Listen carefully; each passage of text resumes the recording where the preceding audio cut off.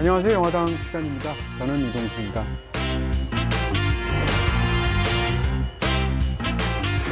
안녕하십니까. 천부당, 만부당 김주현입니다.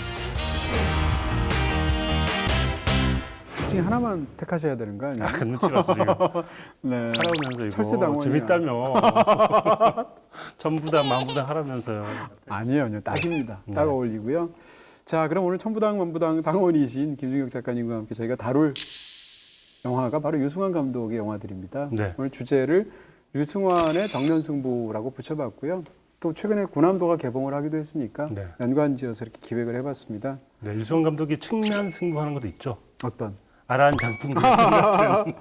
그 굉장히 측면으로 돌아가서 측면이죠. 공격하는 그렇습니다. 그런 스타일인데 네. 오늘 다룰 영화들은 정면에서 정면에서 승부하는 것들. 네. 유승환 감독 영화 중에 대표작을 꼽으라 그러면 사실 데뷔작을 빼놓을 수가 없어요. 그렇죠. 데뷔작이 갖고 있는 워낙 또 굉장한 그런 부분들이 있어서 근데 그 영화는 약간 예외적인 부분이 있잖아요. 네. 그걸 빼고 얘기하면 유승환 감독의 대표작으로 흔히 거론되는 작품이 바로 이 두 작품이 아닐까. 많은 분들이 짝패를 초기에 유승환 감독의 걸작이라고 한다면 무단거래는 변화한 유승환 감독의 또 다른 걸작이라고 평가를 많이 하는 것 같아요. 네. 저는 오랜 유승환 감독의 팬으로서 저 역시 비슷하게 생각하는 부분이 있으나 네. 저는 약간 다른 것 같아요. 어떻게? 이렇게 정면 승부도 좋지만 네. 저는 의외로 약간 측면 승부. 측면 승부를 좋아해서 네. 아라한 장풍 대작전은 제 인생 영화이기도 하거든요. 왜냐하면 그 영화의 불균질함, 네. 말도 안 됨, 네. 이상함 이런 것도 너무 좋아합니다. 방송실에 계세요? 이런 거? 그런 거. 이놈아! 마음을 집중해라. 아니, 방송실에 계세요? 나도 지금 내 위치에 아니 그럼 제가 이런 어떻게 식의 찾습니까? 개그라든지 그 톤 자체가 너무 좋아요. 네. 그래서 저는 물론 뭐 부당거래와 짝패도 좋아하지만 다른 작품들도 좋아하는 작품이 많다라는 걸 미리 말씀드리겠습니다. 네, 뭐 그 외에도 사실 유승환 감독 영화들이 다 재밌잖아요. 네. 그런 면에서 저는 심지어 다츠마와리도 좋아합니다. 네. 그런 면에서 좋은 영화들이 참 많을 텐데 그 중에서 오늘 특별히 정면승부라는 말에 합당한 어떻게 보면 서로 다른 방향에서 정면승부라는 두 편의 작품을 가져왔다. 네. 선생님 조선 분이시죠? 저하고 같이 온 딸내미가 이소희라고. 단발로 가는 거라고 도라구에 태워져서 갔더니 일본군 부대더라고. 소니나를 조센진도 코로스나이도 있겠나요? 부탁이요. 내 딸 소희만이라도 여기서 나가게 해줍시다. 집에 다시 가요? 우리까라 우리 다 좋아! 예니까요!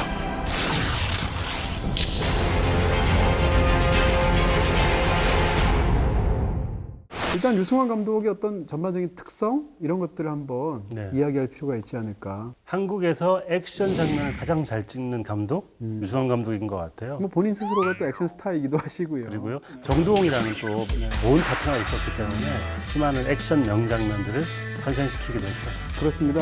근데 따지고 보면 유승환 감독이 사실 이제 액션 키드로 워낙 잘 알려져 있고 또 성룡 키드라고 흔히 말을 하기도 하고 본인 스스로가 그런 걸 적극적으로 이야기를 하시잖아요. 근데 사실 유승환 감독의 작품 세계를 쭉 보다 보면 말 그대로 장르 영화로 액션 영화다라고 하는 건 두 편밖에 없어요. 짝패, 베테랑 이 두 네. 편밖에 없고 나머지 영화들은 액션 영화라고 보기에는 액션 장면들이 들어가 있지만 그런 면에서 좀 약간 차이가 있을 수는 있겠다. 이런 얘기는 일단 할 수 있고요. 약간의 장르 차용을 잘하는 감독인 것 같은데요. 네. 잠깐 말씀드린 것처럼 아라한 장풍 대작전 같은 경우는 약간 무협 영화 스타일이에요. 그렇죠. 부당거래는 약간 스릴러 같은 영화 느낌이 있고요. 네. 그런 식으로 장르를 여러 편을 좀 흡수해서 다양한 방식으로 찍어보고 싶어하는 감독이 아닌가 싶어요. 유승환 감독의 작품 세계는 말하자면 어떤 남성적인 세계, 마초적인 세계에 대한 어떤 약간 힘에 대한 매혹 같은 것이 네. 담겨 있습니다, 사실. 그런 부분에서 이 영화들이 갖고 있는 굉장한 에너지들이 있어서 사실은 우리가 그 영화를 보다 보면 굉장히 재밌게 느껴지는 그런 넘치는 에너지가 있죠. 데뷔작부터 일단 에너자이저 유승범 씨가 어? 온 동네 사방을 휘젓고 다니면서 그렇죠. 굉장히 에너지를 보여줬고 그 이후에도 수많은 에너지들을 보여줬던 배우들, 액션들 또 유승범 감독의 특징 중에 하나가 전 유머인 것 같아요. 어떤 상황에서든 웃기려고 든다는 게 유승범 감독의 또 매력 아닌가. 실제로 유승환 감독 자체가 이렇게 사석에서 보면 굉장히 웃기잖아요. 제가 만난 사람 중에 정말 웃긴 사람 베스트 3 안에 드는 사람입니다. 말을 굉장히 잘하고 네, 잘하시고 그런 부분이 있죠. 근데 유승환 감독의 작품 세계는 한마디로 얘기하면 남성적인 세계의 피와 눈물을 다룬다. 이렇게 말할 수 있을 것 같고요. 네. 피로 상징되는 어떤 폭력적인 부분, 또 그 폭력적인 부분에서는 음과 양이 모두 있을 수가 있겠죠. 그 눈물이라는 것은 어떤 감정적으로 굉장히 진한 그런 부분들을 다루게 되죠. 유승환 감독의 영화에서 보면 흔히 남자 둘을 맞세우는 경우 영화들이 굉장히 많습니다. 오늘 다룰 영화 중에 한 편이 짝패라는 영화인데, 짝패라는 걸 뭐 영어로 바꾸면 버디 비슷한 거잖아요. 그래서 일종의 버디 무비 같은 그런 부분들이 있고요. 두 가지 종류의 이야기가 있는 것 같아요. 유승환 감독이 자주 하는 것은 서로 다른 길을 가는 두 남자가 결국은 같은 길을 가게 되는 얘기. 반대로 같은 길을 가고 있던 두 남자가 서로 다른 길로 갈라져서 싸우게 되는 이야기. 두 가지인데, 앞쪽에 해당하는 그 영화들이 대표적으로 뭐 베를린 같은 영화, 그다음에 짝패 같은 영화, 혹은 정반대의 뉘앙스에서 역시 앞에 해당하는 부당거래 같은 영화가 있습니다. 반면에 같은 길을 가다가 갈라지는 사람들의 얘기로 대표적으로 말할 수 있는 것이 죽거나 혹은 나쁘거나, 또는 경우에 따라서는 주먹이 온다 같은 영화를 말할 수 있는데, 이런 부분에서 어떤 서로 다른 길을 가거나 같이 가거나 하는 그 두 남자의 세계를 굉장히 강렬하게 에너지 넘치게 그려내는 그런 흥미로운 영화들을 만들고 있죠. 네, 확실히 이 유승환 감독의 영화 속에서 여성 인물에 대한 묘사는 좀 적고요. 네. 적을 수밖에 없는 것 같고, 다루려고 하는 세계가 그렇기 때문에 어쩔 수가 없는 것 같고요. 그 이상한 쾌감 같은 것들을 주는 방식이, 액션도 얘기했지만 감정선 같은 것도 좀 단순한 것 같아요. 복잡한 인간이거나 네. 좀 그 햄릿형 인간은 별로 등장하진 않는 것 같아요. 네. 그런 면에서 하고자 하는 세계가 확실하게 정해져 있긴 하다라고 저는 생각이 들더라고요. 그렇습니다. 유승환 감독이 다양한 장르 영화들을 아주 잘 만들지만 멜로 영화는 잘 못 만들 것 같다. 이런 생각을 살짝 하게 되는데, 저희 또 이런 선입견을 또 10년 내로 이렇게 깨주시면 또 감사하죠. 사실은 베를린에서 네. 많은 사람들이 멜로를 약간 기대를 했었잖아요. 멜로의 기운이 살짝 있었어요. 괜찮았습니다, 네. 심지어. 그런데 뒤에 가서 그 멜로의 돌아가진 기운을 않는데. 좀 휘발시켜버린 게 아닌가라는 좀 얘기들이 많았었죠. 네. 생각해 봤습니까? 또 한 가지 제가 이제 유승환 감독의 영화를 굉장히 좋아하는 건, 보통 감독들은 어떤 것들이 이제 모순적으로 큰 줄기들이 작용하면 영화 자체가 이렇게 영화 세계 자체가 굉장히 위험해지게 되는데, 유승환 감독은 모순이 에너지인 것 같아요. 저는 그것이 굉장히 영화적으로 강점이라고 생각하는데, 뭐가 모순되냐면 일단 기본적으로 장르의 쾌감에 대한 매혹이 어떤 유전자에 사로잡힌 것 같은 느낌이 있습니다. 말하자면 영화광으로서의 유승환, 이런 느낌이 있어서 영화를 보다 보면 그것이 뭐 스릴러든 아니면 액션이든 무엇이든 간에 그 장르적인 쾌감을 아주 쾌활하고 재기발랄하게 쫓고자 하는 어떤 그런 부분이 있고요. 정반대편에서 세계를 바라보는 굉장히 비가머리고 운명론적이고 탄식하는 것 같은 그런 슬픔 가득한 그런 정서가 있거든요. 이 두 가지가 사실은 서로 상충되는 겁니다. 왜냐하면 이쪽은 굉장히 재기발랄하게 어떤 그런 것들을 즐기는 세계고, 이쪽은 거기서 탄식하면서 운명에 대해서 뭐 눈물이나 한숨을 내뱉는 그런 영화라고 할 수 있을 텐데, 이 두 가지가 붙어 있는 거예요. 근데 붙어 있는 것에 그런 이질적인 그런 상황 속에서 나오는 에너지가 사실은 유승환 감독의 영화를 굉장히 독특하고 특별하게 만든다. 참 기이한 일이죠. 사실은 오늘 다룰 두 개의 영화가 네. 그 두 개의 에너지 중에 어떤 게 승한지가 극명하게 나누는 것 같아요. 네. 짝패 같은 경우가 그 재기발랄한 기운이 승하면 짝패 같은 영화가 나오고, 탄식이 좀 강해지면 부당거래 쪽이 나오는 그렇겠네요. 게 아닌가라는 생각이 드네요. 그렇습니다. 그 장르적 쾌감이 극단적으로 간 케이스가 바로 이제 베테랑 같은 영화라고 네. 말할 수 있을 것 같은데요. 한 가지만 더 얘기한다면 유승환 감독이 영화 속에서는 당위가 너무 중요한 것 같아요. 네. 그래서 인물들이 사실은 자유롭지가 않고 자기가 그 현재 상황 속에서 해야 될 그런 의무감, 책임감 여기에 사로잡혀 있습니다. 저는 이제 예전에 글을 쓸 때 어떤 비유를 했냐면, 유승환 감독의 영화는 장남의 영화다 이런 말을 한 적이 있는데, 장남이 갖고 있는 어떤 특성들이 있지 않습니까?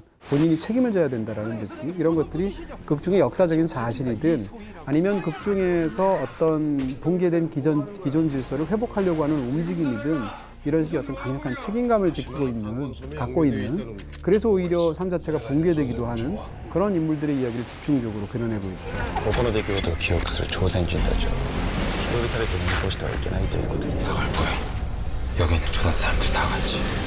또 한 가지 얘기하고 싶은 건, 유승환 감독이 이게 장르 영화를 워낙 잘 만든 것하고도 관련이 있을 텐데, 유승환 감독 영화 속에 악당들이 저는 굉장하다고 생각합니다. 악당을 참 잘 만드는 감독입니다. 저는 이제 손꼽힐 정도로 무서운 악당이 피도 눈물도 없이 등장하는 악당이라고 생각하거든요. 네. 거기 악당이 둘이 나오는데, 하나는 정재영 씨, 네. 또 하나는 신구 씨. 두 사람 다 정말 소름 끼칠 정도의 어떤 악당 연기를 하게 되는데 이런 거라든지 오늘 보시게 될 짝패에서의 이범수 씨 연기, 네. 베를린에서의 유승범 씨 연기, 그 다음에 또는 베테랑에서의 유아인 씨 연기 같은 걸 생각하면 그 배우들이 연기를 잘하는 것도 있겠지만 굉장히 악역을 잘 만들 수 있는 그런 장르적인 세팅이 되어 있는 거예요. 그런 면에서도 흥미로운 측면이 있다는 거죠. 자, 그러면 1분 브리핑을 통해서 유승환 감독 세계를 좀 더 확고하게 시각적으로 요약해 보시도록 하겠습니다. 네. 네, 1분 브리핑입니다. 여름에 지금 가뜩이나 더운데 온도계를 덥습니다. 그려오셨어요? 네, 더워가지고 여러분들의 온도를 약간 낮춰주고 싶은 마음으로 이렇게 온도계를 준비를 해봤고요. 네. 최적 온도가 몇 도 정도로 생각하십니까? 살기에 19도? 18도? 19도에서 20도 아, 그래요? 초반 정도인 것 같은데요. 그래서 유승환 감독의 영화들, 그 영화들이 어떤 온도를 가지고 있는가. 굉장히 뜨거운 영화도 있는가 하면 또 아주 차가운 영화도 있습니다. 네네. 그래서 그 유승환 감독의 온도를 살펴보려고 하는데 섭씨, 화씨로 보통 표시를 하죠. CF로 표시를 하는데 네. AH입니다. 이게 뭐죠? 네. 아까 감독님 맞추시던데 네. 액션과 유머입니다. 아, 제 생각에 유승환 감독의 액션으로 온도를 올린다면 유머로 온도를 떨어뜨리는 것 같아요. 그래서 이 액션과 유머가 어떤 작용을 하는지에 따라서 유승환 감독의 영화의 온도가 결정되는 게 아닌가. 가장 제가 뜨거운 영화로 꼽는 영화는 군함도인 것 같고요. 군함도와 주먹이 온다고 거의 비슷한 정도의 온도가 아닌가라는 생각이 들고 가장 차가운 영화, 극장에서 모든 관객들을 얼려버렸던 네. 다치마을이 정말 차가운 영화였죠. 네. 그리고 부당거래는 영도인 것 같아요. 네. 뜨거움과 차가움이 정말 평형을 이루는 그런 상태의 영화였던 것 같고요. 저는 가장 쾌적한 온도, 그러니까 베테랑과 짝패와 아라한 장풍 대작전 정도가 아주 쾌적한 온도에서 편안하게 관람할 수 있는 그리고 카타르시스를 만끽할 수 있는 그런 영화가 아니었나 하는 생각이 들면서 이렇게 온도별로 영화를 한번 정리해봤습니다. 네, 굉장히 신선한 진짜 아이디어다라는 생각이 드는데 전체적으로 너무 탄복스럽고요. 네. 강론은 조금 약간 다른 느낌? 그런 것도 다를 수 재밌다. 있죠. 네. 네, 사람마다 느끼는 온도가 다를 수 다르니까. 있죠. 네. 저라면 제일 뜨거운 게 주먹이 온다가 제일 뜨거운 것 같고요. 제일 차가운 영화가 부당거래인 것 같아요. 네. 이런 생각이 있는데. 극장에서 잘못 보셨나 본데요. 네. 극장에서 다치마을이를 본 많은 사람들이 움직이지 못했습니다. 얼어가지고. 아니요, 저는 박장이 대소하면서 봤는데. 그러니까요. 그럼 뜨거운 영화 쪽으로 가셔야 되겠고요. 네. 부당거래는 네. 마이너스는 아닌 것 같아요. 마이너스는 아니고 0도가 딱 한 되는 4도 정도 아닐까. 영상 4도. 근데 네. 춥잖아요, 그쵸, 4도. 춥죠. 얼어 죽기도 하고. 네. 아무튼 이렇게 각자의 온도 차이는 분명히 있을 수밖에 없을 것 같고요. 네. 그런 식으로 영화를 봐도 재밌지 않을까 해서 준비해봤습니다. 아, 네. 훌륭합니다. 이건 선택의 여지가 없다. 무조건 법이 있어야 돼. 과정은 필요 없고 잡고 재판대를 집어넣고. 여론이 집중된 사건인 만큼 주프로 네가 이 동생 그만. 호의가 계속되면은 그게 관리인 줄 알아. 우린 목숨 걸고 하잖아. 배우가 필요하다. 그 말씀하시는 거예요. 나 지금부터 범인해라. 이동석이 내일부로 검찰로 넘어가. 잘못되면 알지. 내가 겁이 많아서 검사가 된 사람이야. 이거 잘못되면 절대 나 혼자 못 죽는 거 알죠?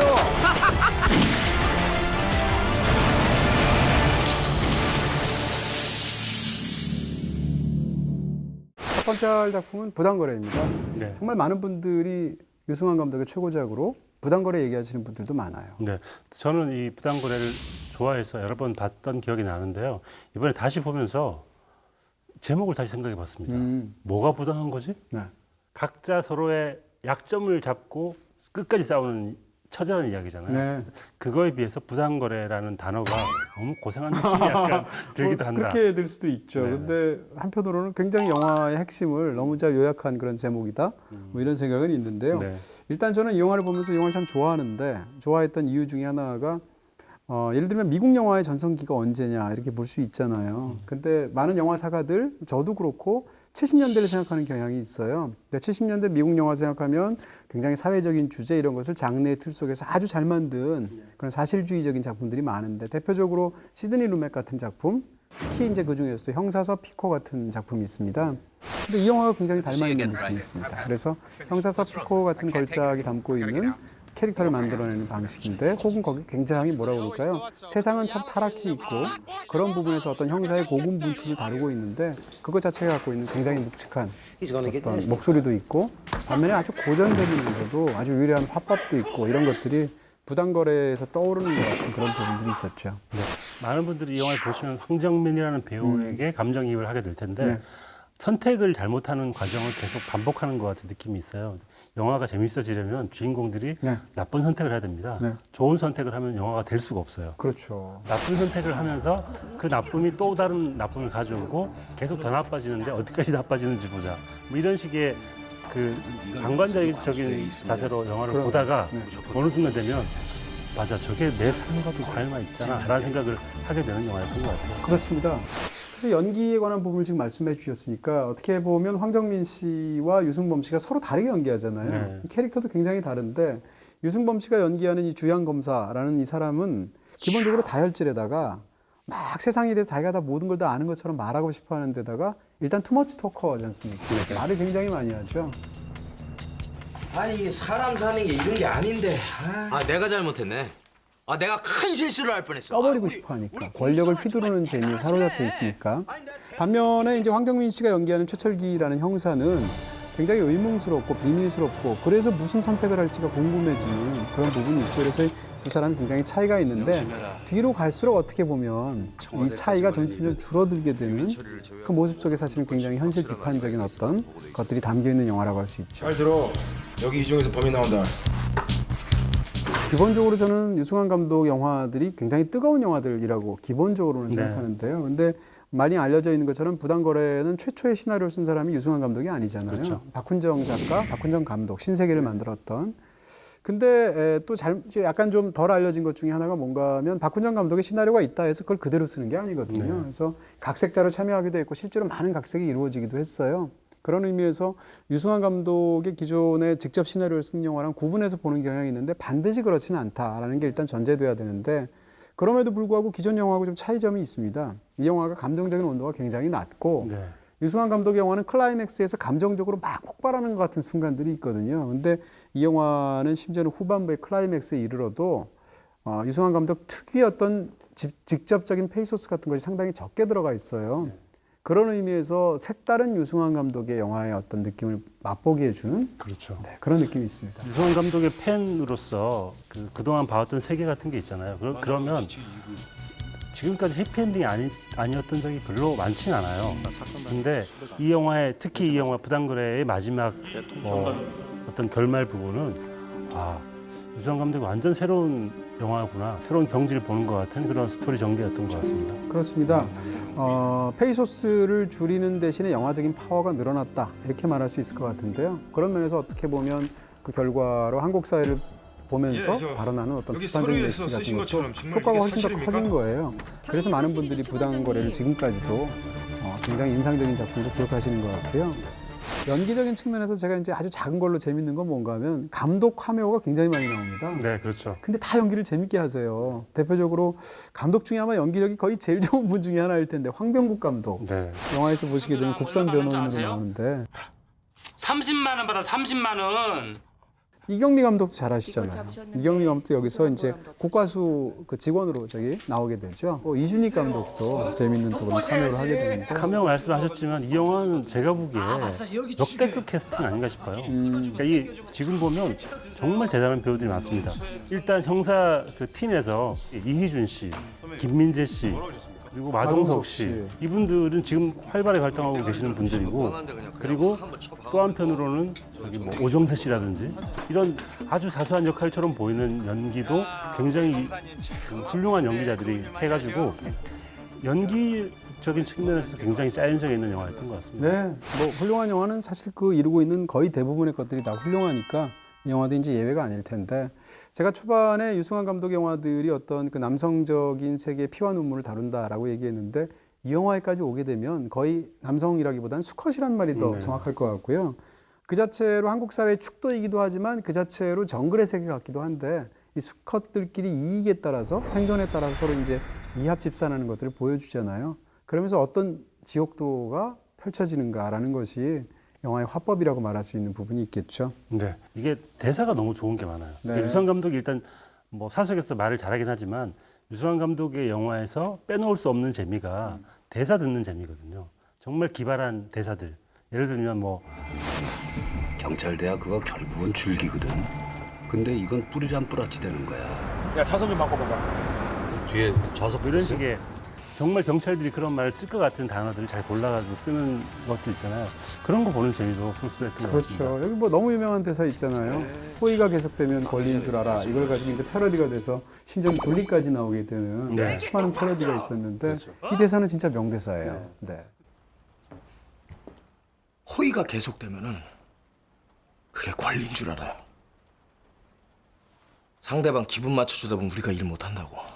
이 영화를 보면서 이제 저는 또 그 장소를 굉장히 로케이션을 너무 잘 잡는다라는 생각이 들게 되는데 이런 부당 거래를 하기에 딱 최적의 장소 같은 느낌이 드는 부분들이 있잖아요. 예를 들어서 무슨 골프장이라든지 뭐 요정이라든지 도심의 옥상이라든지 이런 것들. 마지막에는 그거 자체가 굉장히 상징적인 의미가 있지만 쓰레기 하치장까지 등장을 해서 그런 로케이션에서 어떤 이야기를 굉장히 잘 만들어내는 그런 작품이기도 했죠. 쓰레기 하치장에서 누군가를 협박하는 장면이 나오잖아요. 거기에서 범인으로 몰고자 했던 그 사람의 지갑을 이렇게 보다가 그 지갑을 아래로 던져요. 네네. 근데 던지는데 그 높이가 느껴지면서 와 저기 한번 내려가면 다시는 못 올라오겠구나. 그런 식의 약간 아찔함 같은 걸 줬던 것 같아요.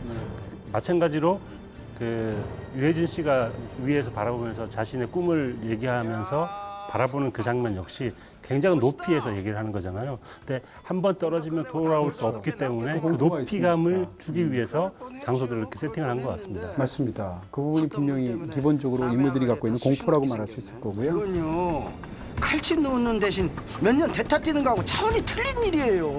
한국 사회의 뭐 가장 큰 그 굉장히 적폐, 악폐가 있다면 그게 뭘까라고 생각한다면 저는 줄이나 백 같은 것 같은 느낌이 있습니다. 네. 그래서 줄이나 백을 사람들이 이렇게 기대는 이유가 뭔가 하면 실력이라든지 노력 외에 가장 간단히 거기 기대해서 자기 어떤 출세라든지 이익이 보장되는 그런 부분들이 있는데 줄이나 백을 만드는 방식이 있지 않겠습니까? 뭐 항맥이라든지 인맥이라든지 아니면 뭐 혼맥 같은 게 있을 텐데 그 중에서 주양 검사가 누구랑 결혼하는가?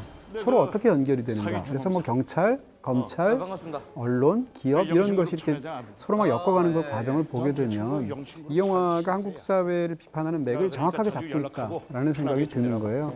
그래서 그만큼 더 파워풀해졌겠죠. 네. 물론 이 이후에 나온 영화긴 하지만 네. 내부자들이 다루는 세계가 그렇습니다. 좀 더 적나라한 양태를 고발하는 스타일이었다면 부당거래는 흥분하지 않는 것 같아요. 흥분하지 않고 아주 차갑게 적당한 거리에서 그 세태들을 바라보고 있는 거가 저는 이 영화의 굉장히 큰 장점 중에 하나라고 생각합니다. 맞습니다. 주인공이 최철기 형사인데 이 최철기 형사가 왜 주인공인가 이 캐릭터가 생각해보면 그 중에 하나가 능력도 탁월하고 어떤 신념도 있고 근데 이 캐릭터가 극 중에서는 경찰대 출신이 아니라는 것이 중요하죠. 백이 없죠. 그렇죠. 그러다 보니까 올라가는 게 한계가 있는데 역시 이런 부당거래 속에서 같이 그 사슬을 이루고 있는 선배라고 할 수 있는 상관이라고 할 수 있는 천호진 씨가 그런 말 하잖아요. 이번 일만 잘 처리되면 그동안 없던 줄이고 빼기고 한 번에 생기는 거야. 이런 것들이 말씀드리면 이 인물의 약점을 보여주면서 결국은 후반에서 어떤 선택을 하는지를 보여주는 굉장히 재미있는 또 흥미롭고도 징글징글한 그런 부분이 되겠습니다. 어쨌건 이런 부분에서 이 극 중에 악행들을 저지를 때 악행을 직접 안 저지릅니다. 네. 심지어는 뭐 살인 사건들도 나올 때 항상 누군가를 시키게 되는 거죠. 그러니까 어떻게 보면 권력의 속성 자체가 굳이 자기 손에 피나 오물을 묻힐 필요가 없잖아요. 뭐 그런 걸 보여준다든지 또 하나는 이제 생존 본능이라는 것이 재난 영화에서는 그것 자체가 선이 되지만 이런 스릴러 같은 데서는 물불을 가리지 않는 생존 본능이 사실은 얼마나 큰 악이 될 수 있는가라는 것을 사실은 이런 영화들이 너무 잘 섬뜩하게 네. 보여주기도 합니다. 영화 시작하고 끝 장면이 거의 비슷한 장면이 나오는데 네. 형사들이 신문을 들고 걸어가면서 보는 장면이 나오잖아요. 네네. 그리고 텔레비전에서 뉴스가 나오는데 그 장면에서 아주 천천히 카메라가 밖으로 빠져나오면서 이렇게 방관자적인 시선으로 보는 장면이 있는데 발빠르게 아동재산 성범죄를 징벌로 다스리는 대통령의 말 한마디에 경찰청이 부랴부랴 대책을 내놓은 서서히 카메라가 좁혀 들어가면서 클로즈업을 하는 장면이 있는데 그 장면 약간 숨 막힐 정도더라고요. 네, 그래서 이 빠져나오고 다시 들어가는 그런 게 카메라 역시 이 사안을 바라보는 감독의 태도 같은 게 아니었나라는 생각이 들더라고요. 그렇습니다. 저는 이 영화가 굉장히 힘 있는 영화라고 그리고 또 메시지나 목소리가 확실한 영화라고 생각하는 이유가 제목 자체가 일단 부당거래고요. 네. 이 영화는 부패를 비판하는 영화가 아니라 부패의 사슬을 비판하는 영화 같은 거예요. 그러니까 악이라는 것이 그 자체로만 개인적으로 존재하면 사실은 그렇게까지 위협이 안 되는데 악이라는 것은 필연적으로 연합하는 성질이 있고 네. 다른 것을 매수하는 성질이 있고 주고받는 성질이 있는 거죠. 그래서 영화에서 보면 이런 것들이 서로 어떤 그 악덕들과 부패나 이런 것들이 서로 연합을 해서 사슬을 이루는데 그것 자체가 시스템이 되니까 그 사회에는 희망이 없는 거잖아요. 네. 그런 부분들 이 영화는 정확하게 제목 부당거래이고 영화의 내용을 통해서 너무 잘 묘사하고 있는 거죠. 말씀하신 것처럼 그러니까 그런 이유로 이것은 부당거래가 아니라 악질거래. 심하게 나쁜 거래. 임팩트가 좀 높긴 하다. 그런 식으로 네. 좀 더 그런 식의 이름을 붙여야 되는 게 아닌가라고 개인적으로 생각을 하지만 네. 일단 내자로는 부당거래 하면 뭔가 있어 보이잖아요. 느낌이 있어요. 멋있어요. 임팩트. 당자가 뭔가 네. 굉장히 임팩트를 주는 것 같아요. 천부당 만부당 없어 보여요. 그러니까요. 근데 부당거래는 있어 보입니다. 네. 함지 오빠가 죽었어요.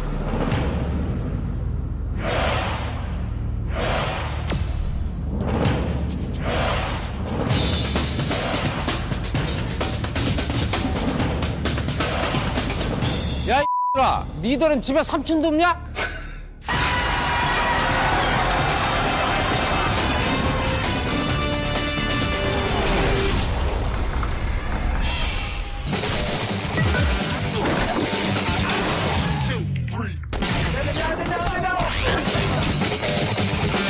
그래도 넌 나보다 좀 젊자냐? 젊은 놈은 맞아도 괜찮다는 소리는 처음 듣는 소리네. 다음 소개해드릴 작품은 짝패입니다. 네. 의외로 보신 분들이 적어요. 아 그래요? 네. 네. 꼭 보시라고 한번. 저 한 5번 본 것 같아요. 굉장히 재밌는 영화죠. 네, 그리고 일단 유머와 액션이 아주 적절한 밸런스를 유지하고 있고요. 무엇보다 정두홍 씨의 초반 발연기를 보는 게 전 너무 재밌어요. 심지어는 정두홍 씨의 러브씬도 있잖아요. 그렇죠. 네.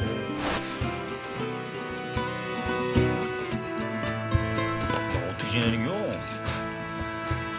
어떻게 지내게 뭐 어떻게 지내 임마. 성사 범죄하고 댕기고. 잡아야 될까? 근데 그런 뭐 아주 탁월하지 않은 연기조차도 이 영화에 별로 흠이 안 되는 맞습니다. 그런 또 어떤 호쾌한 맛이 있는 영화라고 할 수 있고요. 부당거래랑 비교하면 장단점이 명확해서 부당거래 같은 매끈함이 없습니다. 네. 상대적으로 굉장히 거칠고 그렇지만 이 영화의 에너지는 진짜 다른 영화에도 전혀 발견할 수 없는 그런 종류의 특별함이 있다 이렇게 말씀드릴 수 있고요. 네. 저는 이 영화를 보는데 영화 전체가 한 호흡 같아요. 그래서 보통 영화들을 보면 이렇게 막 산도 넘고 골도 건너고 막 이렇게 되게 되는데 이 영화는 말 그대로 앞에 직선주로가 쫙 깔려 있고 시작하면 두 배우가 초질관 전력 질주를 해서 끊는 것 같은 그런 호쾌한 직선주로를 달리는 것 같은 쾌감이 이 영화 속에 있습니다. 이런 영화 드물죠. 이 영화에서 액션이 한 서너 개 정도의 명장면, 명액션이 나오는데 네. 그 액션 장면들이 얼마나 공들여 찍었는지가 대충 받아갈 수 있습니다. 일단 스케일이 큰 데다가 액션 자체를 유성환 감독이랑 정두홍 씨가 직접 하니까 액션의 퀄리티 자체가 다른 것 같아요. 그래서 드라마는 액션의 어떤 보조제일 뿐이다라는 느낌으로 영화를 봐도 이 영화는 충분히 재밌습니다. 아주 전형적인 이야기를 가지고 새로운 액션을 보여주겠다고 하는 감독의 태도가 좀 보이는 게 아닌가. 그렇습니다. 전형적이긴 한데 약간 좀 말을 덧붙이자면 유승환 감독의 어떤 그 세계관이 고스란히 농축된 그런 스토리라인이라고는 할 수 있어요. 영화에서 저는 가장 중요한 대사 중에 하나가 태수가 필요한테 악당이 된 거죠. 옛날엔 친구였지만 뭐라고 말을 하게 되냐면 어이구, 이렇게 됐냐.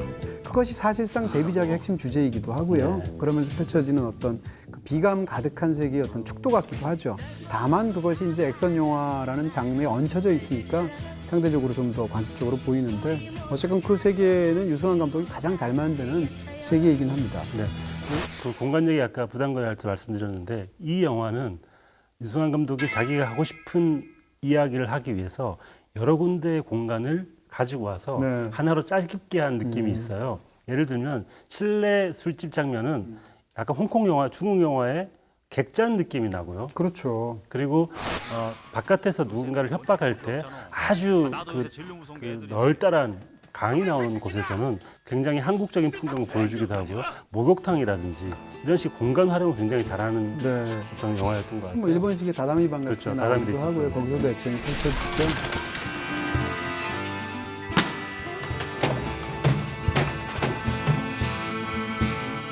이 영화는 어쨌건 뭐 순도 100% 액션 영화 네. 이렇게 말할 수 있을 것 같고요.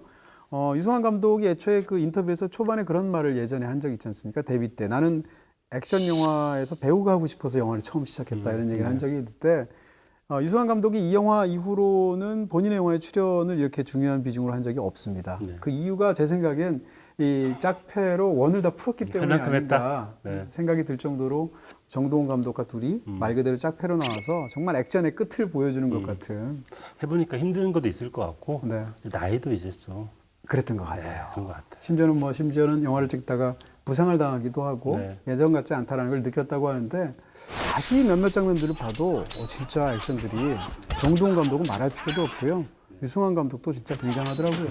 이 영화를 보면 유승환 감독이 홍콩 영화, 특히 성룡 영화를 얼마나 좋아하는지가 느껴지는데 액션을 보여줄 때 중요한 장면을 슬로우 모션으로 한 번 더 보여준다든지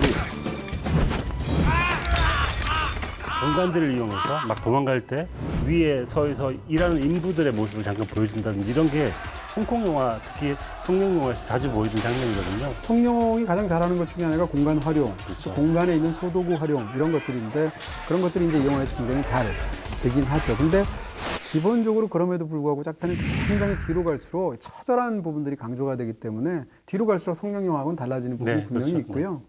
근데 그 액션 같은 것들을 이제 보게 될 때마다 제가 이제 굉장히 흥미롭게 느끼는 건 짝패 같은 이런 호쾌한 영화조차 상대적으로 타격감보다 이 맷집이 강조가 되는 거예요. 그래서 이 인물들은 상대를 많이 때리기도 하지만 영화를 보면 수도 없이 맞습니다. 처음부터 끝까지. 그런 부분에서 심지어는 이제 영화 속에서 고등학생들, 뭐 전문 용어로 고삐리들 한 대까지도 영화에서 네. 맞잖아요. 되게 전문적이다. 전문 용어죠. 네.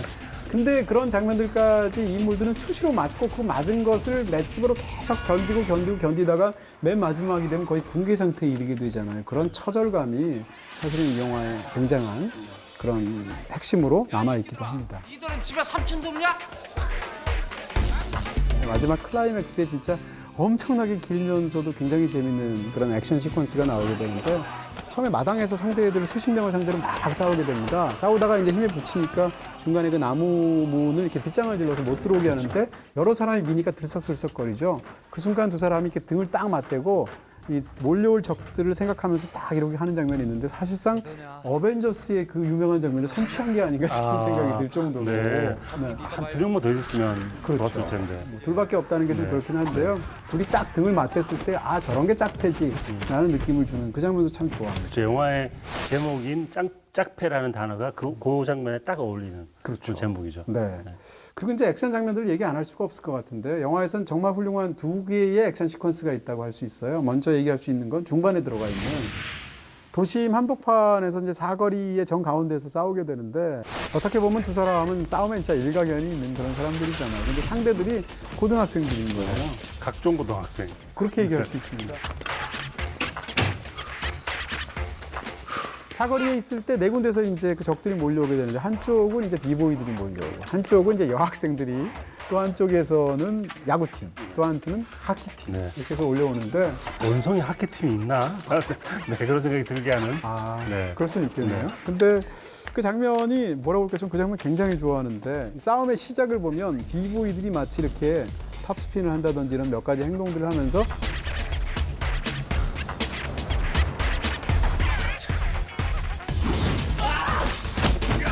그 장면이 굉장히 멋있고 그러면서 이제 싸움이 벌어지게 되는데 한편으로는 그 장면이 굉장히 무섭기도 해요. 네. 그렇게 해서 그 장면을 보면 와 이런 게 진짜 액션 그렇죠. 영화예요. 그 속에 들어가 본 사람은 그 무서움을 알죠. 그렇죠. 세상에 제일 무서운 단어가 다구리일 텐데.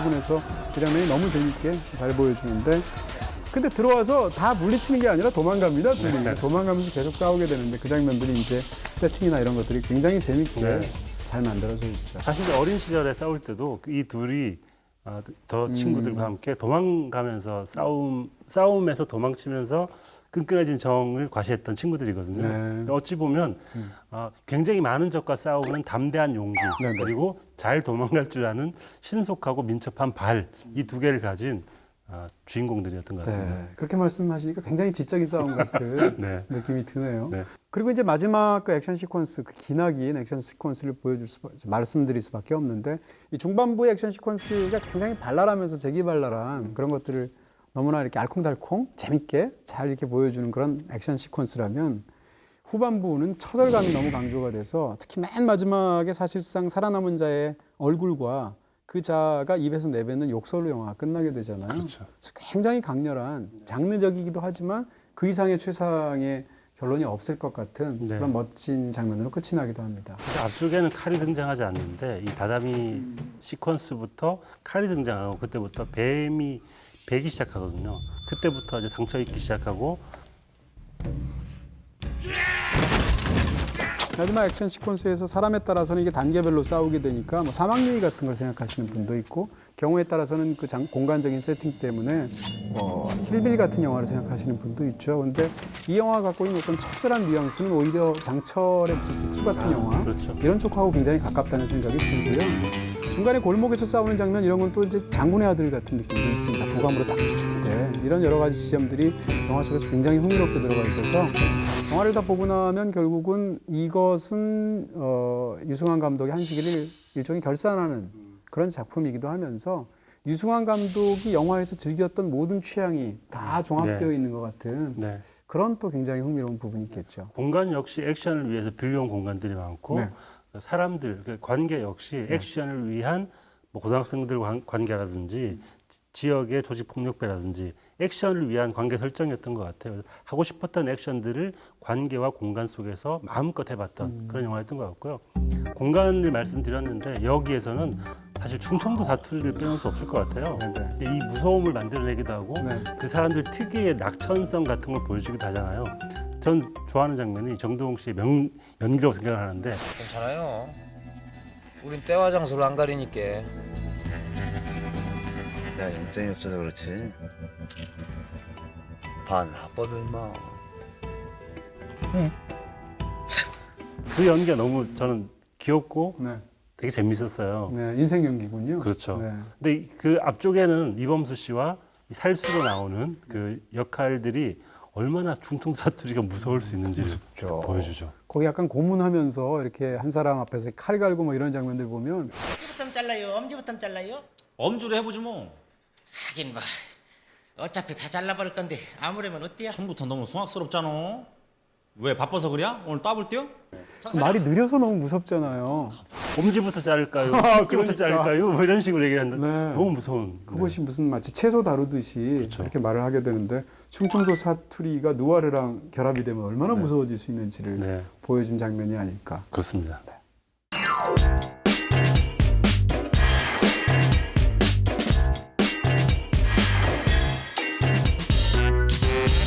자, 그럼 두 편 중에서 유승환 감독의 최고 영화와 최고의 장면을 꼽으면 어떻게 될까요? 의외로 힘드네요. 왜냐하면 비슷하게 좋아하는데 서로 완전 다른 스타일이어가지고 그렇죠? 마음속으로는 짝패를 더 좋아하는 것 같아요. 그러니까 완성도는 당연히 부담거리가 좋다는 걸 알고 있는데 다시 시간이 남아가지고 유승환 감독의 영화를 하나 봐야 돼요. 그럼 짝패를 볼 것 같아요. 그런 에너지가 있는 영화에서 짝패를 선택할 것 같고요. 부산거래에서는 저는 정말 강렬한 액션 장면이 뭐였냐 하면 자세한 얘기를 말씀 못 드리겠지만 마동석 씨와 황정민 씨의 액션 장면. 그 장면의 처절함과 어떤 아이러니, 페이소스 같은 게 좀 오랫동안 기억에 남는 것 같아서 그 장면의 액션을 최고로 꼽겠습니다.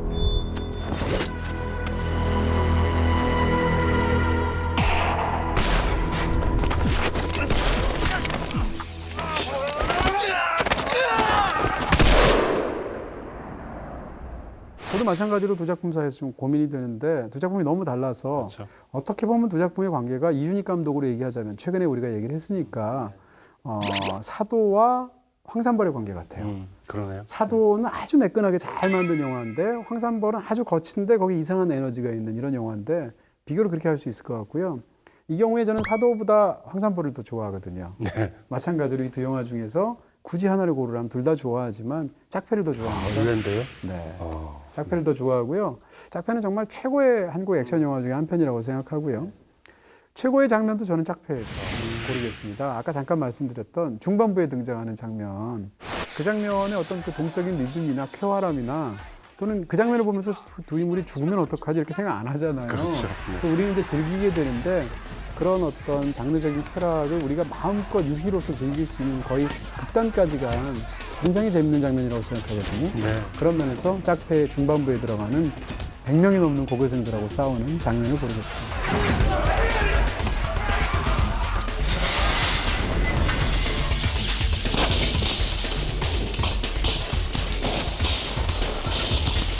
한 감독이 자신이 정말 잘하는 일을 최고로 잘할 수 있었던 영화가 바로 짝패가 아니었나 생각이 드네요. 만들 수밖에 없고 네. 만들어서 즐거운 그런 영화가 아니었나 싶습니다. 자, 이렇게 해서 오늘은 유승환의 정면승부라는 주제를 통해서 유승환 감독의 대표적인 두 작품을 다루어 봤습니다. 앞으로도 이런 영화들 많이 유승환 감독이 만들어 주셨으면 좋겠어요. 자, 이렇게 해서 마치도록 하고요. 이 영화들은 BTV에서 보실 수 있습니다. 저희는 다음 주에 뵙도록 하겠습니다. 감사합니다.